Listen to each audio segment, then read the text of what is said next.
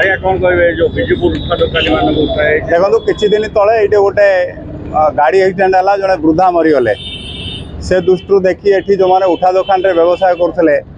प्रशासन तरफ से उच्छेद कर कथा हूँ दीर्घ अनेक वर्ष धरी एमाने पेट पाटना धरी पाखापाखि 100टी परिवार 100 परिवार माने 400-500 मनीष बंचुले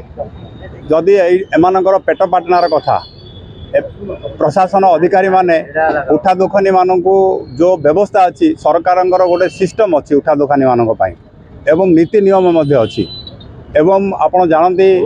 उठा दोकानी मानू लेबर कार्ड दिखाई पार एवं से श्रमिकर दर्जा देइछन्ति सरकार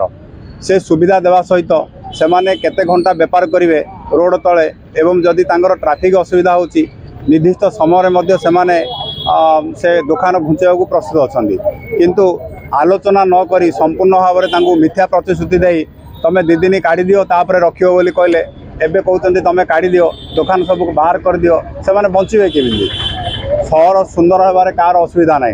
सहर को चकाचक करिवारे समस्ते चाहूँगी सहर रास्ता वाइड होबार समस्ते चाहूँगी किंतु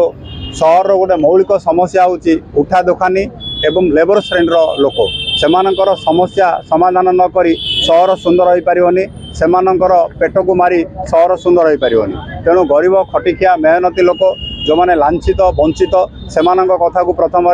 सरकारी अधिकारी प्रशासनिक अधिकारी माने गुरुत्व दियंतु तापर जहाँ करने कथा करंतु।